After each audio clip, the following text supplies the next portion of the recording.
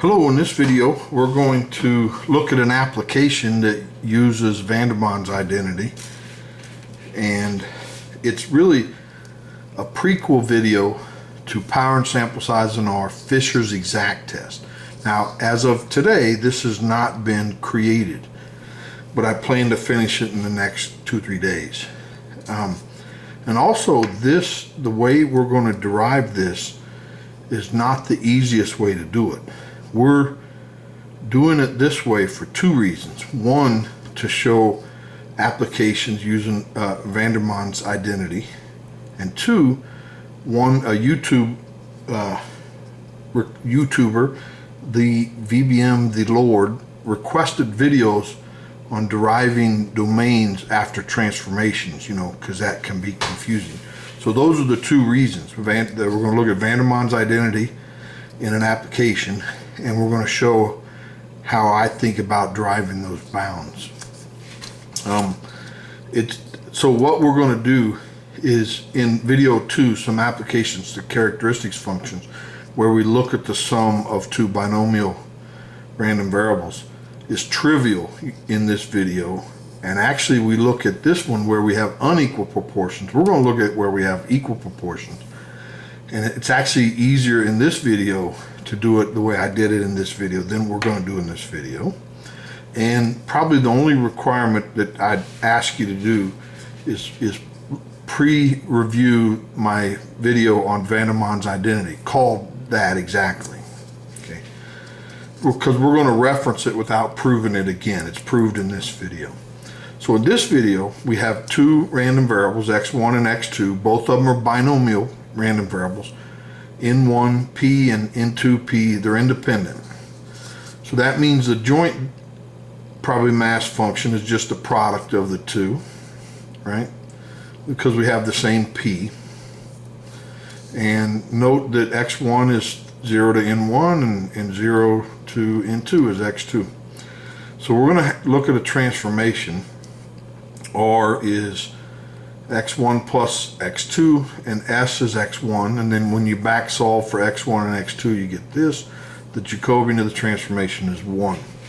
Now a little side note, I call it R in this video because when we derive the power and sample size for Fisher's exact test, that ends up being a row total.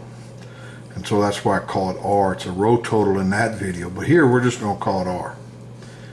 Now we want to find the joint density of R and S. So the F of R, S, and then it ends up being F of, and then you look at the joint density of x1, x2, which is here, but then you plug in what x1 and x2 are, where we back solve for here.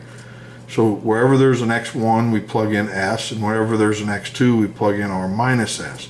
So up here, there's an S, R minus S, that just becomes R, and then that just becomes minus R. But the question is, what's the domain? Where do R and S range to and from? Okay, and that's one of the reasons we're doing the video. And I'll probably go into a little more detail than necessary, but I think some will appreciate it, and that's why I'm doing it. Others may find this pretty slow. So this is the way I think about it. This is in x1 and x2, and they're independent. And they go from 0 to n1 and 0 to n2, so it's this rectangle. Now you set up a coordinate system, S and R. So originally this picture's not there. And we know S goes from, oh, I wish I could just be in that. We know S goes from 0 to n1, right? And R must go from 0 to n1 plus n2, which is this. So ignore this one for a second. We're going to just focus on this. So now you map boundaries to boundaries. So 1, 2, 3, 4. So this one, x2 is always 0, right? So if we look at this and x2 is 0, look, R and S equal whenever S, x1 goes from 0 to n1. So this is the R equals S line, right? So this is n1 and that's N1. So the scale here is a little different than the scale here. So this is R equals S all the way to N1. Now here, X1 is always N1. So S is, so it's going to be aligned this way somehow. So then we got to figure out what R does. But if X1 is always N1, and this goes from 0 to N2, R goes from N1 to N1 plus N2. So it goes from N1 to N1 plus N2. Okay. Now, boundary 3, X2 is always N2. So this is N2, and S goes from 0 to N1. So they have the same slope, just different y-intercepts. So this has a y-intercept of 0. This has a y-intercept of N2. So it comes down to N2. And this, of course, when, so those two are the same slope. Now, if that's when N2 is bigger than N1. Now, oh, and also if you look at this boundary, it'll map to this right here. So this is when X1 is 0, right? So S1 is 0. And if that's 0, then R goes from 0 to N2. So 0 to N2, right? And then we can do the same thing on this video. Nope, but here we assume N1 is bigger. So N1 is bigger than N2. But this boundary 1, is R equal S, and it'll go to N1, right? N1. And then this boundary goes from N1 to N1 plus 2. And then this one will have the same slope of S, same slope as S, but the y-intercept will be N2. So this is the region, depending upon which N is bigger. Now, so this is it. This is R and S. They live in this little rectangle, depending upon which is bigger. That's the domain. But now, what if we want a marginal of R or S? Okay. First of all, if we want the marginal of S, it's going to be a binomial N1 and P, right? R is going to be the sum of two binomials. But whatever you want, so let's say we want the marginal of S. S goes from 0 to N1, right? 0 to N1. So we say that S goes from 0 to N1, and now we put restrictions on R, right? It's in this boundary, R between here, right? But if we wanted F of R, then we say R goes from 0 to N1 plus N2. Then we put restrictions on S. So it depends what marginal we want. So let's look at the marginal of FR. So since we want FR, we instantly say R goes from 0 to N2, right? Now we have to put restrictions on S. So S is always between these two, right? So if we look at this line, it's always bigger than 0 and whatever that value is, right? But technically this line would go back and it would have negative S values. So there, if the line ever has negative S values, we want 0. But when it has positive S values, we want it. So the lower bound is technically the maximum of 0 and that line, right? We want this or this, whatever, S value is bigger. This was 0 and this is whatever the line is.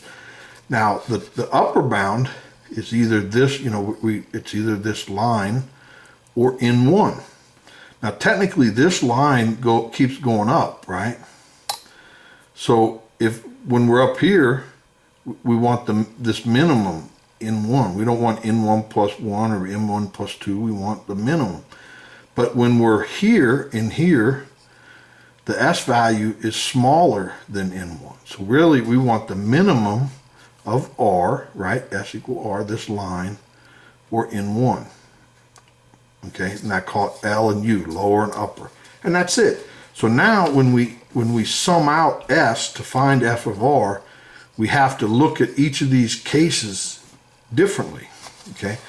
But we generically write this, F of R is, we sum out S from the lower bound to the upper bound of this joint probability mass function. Well, this probably mass function was, you know, this times this, but there's no S in these, so it can be taken out of the sum. And then of course I change S to I, because I just think of the index as I. But okay, but here I call it S. I don't know why. So this is it. But there's 4 cases, right? L can be 0 or this, and U can be this or this. So there's really 4 different cases that we have to think about. And it all depends upon this. So let's look at the 4 cases specifically. Oh, but before I forget, before I go on, when we're summing out S, okay, we go from 0 to this line, you know, from here, and then we go from 0 to that line here. So whichever's smaller, N1 or N2, we take the smaller, and we go from 0 to that line in both cases. And here, we go from this line to N1, and we go from from that point and then this point. So like whatever the maximum of N1 or N2 is, then we're always going from this line to N1, right? When we're above in this region. Now when we're between N1 and N2 in either case, so in this case we go from 0 to N1, but in this case we go from this line to R, this line. So we have to look at them different. But what's kind of interesting, if we're in this case, there's only 3 cases. When we're in this case, there's only 3 cases, but 2 of the cases are the same, and then 1 case is different depending upon which N is bigger. So we're going to look at this case and this case first, because it's common in both, and then we'll tackle between the N1s. So in this case, so when R is between 0 and whichever is smaller, N1 or N2, right? We go from 0 to R, right? We're summing this out. And so this is it. So this is the sum. But this couldn't be more classic Vandermonde's identity. So when you watch this, you'll go, oh yeah, that's clearly this, okay? And so to go from here to here, I'm going to default to the video. So now let's look at this case where we go from this line to N1. But in both cases, whichever is bigger, N1 or N2, is when we go from that line to N1. So in case 2 is this. We're going from the whatever the maximum of N1 and N2 is to the top, N1 plus N2. And we're going from this line to N1, which says this line to N1 of this sum, right? But this isn't Vandermonde's identity. We need to go from 0 to a number. So let's add that in, 0 to, to 1 less than that, and so which is equal to this sum, right? We're going from 0 to, and then this is classic Vandermonde. We'd go, oh yeah, it's just this. And you'll see that after the video, this is that. But we're after this piece, not the sum. So let's look at this piece specifically, right? So 0 to this, but let's plug in those indexes. Let's plug in the first one, 0 and R, and then all the way to this one. So we plug it in there, we get this. We plug it in here, we get this. But look at this. N2 plus N1 is bigger than N2. This isn't even possible, so that's 0. And actually, every case is not possible, right? Because R is bigger than N2, so that's 0. So this is 0. So we added 0 to this sum. So this sum is this, which is actually the same as for case 1, right? So that's interesting. So now let's look at case 3. And this is when N2 is bigger than N1, right? So that's this case. So we're going from 0 to N1. 0 to N1 of this sum. Well, that's classic Vandermonde's identity. We don't even need to go. We're going 0 to a number that's less than N1. Boom. Then it's the addition of those two, which is R. Addition of those two. Boom. Watch Vandermonde's identity and you'll go, oh yeah, that's right. Now the last case, we're going to assume N1 is bigger. So that puts us over here. So then, so we're in here, so we go from this line to that line, which says we go from this line, which is this, to R, okay? But this is not Vandermonde's identity. But if we add in 0 to 1 less, then the sum of these two, of course, is this. And this is Vandermonde's identity. We'll go, oh yeah, that's just that. So then, but we just want this piece. But let's look at this specifically. So we go from 0 to, -1. So let's plug in all of those.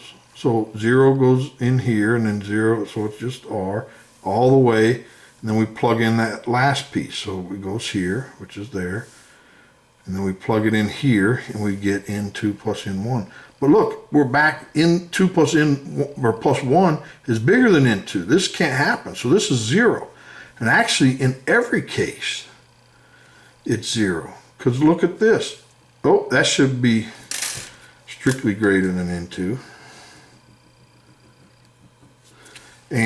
And so every case is not possible. So that's 0. So we added 0 to this expression. And so that is equal to this. So all 4 cases that we wanted to sum became this identity.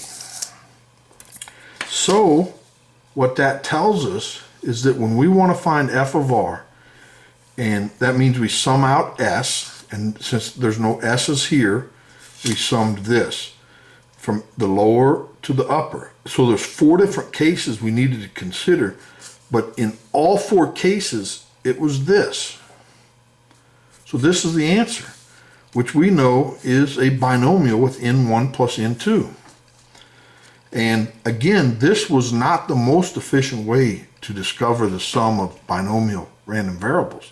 Using characteristic functions or moment generating functions is clearly much easier. But we wanted to illustrate Vandermonde's identity, and we also wanted to practice finding the domains after these transformations. And so that was the intent of this video. And also I'm going to point back to it when we look at the power and sample size for Fisher's exact test. So well, that's all I have for today. Hopefully you enjoyed that. I sure did. Please like the video and subscribe so you don't miss the next one. Thanks. Bye.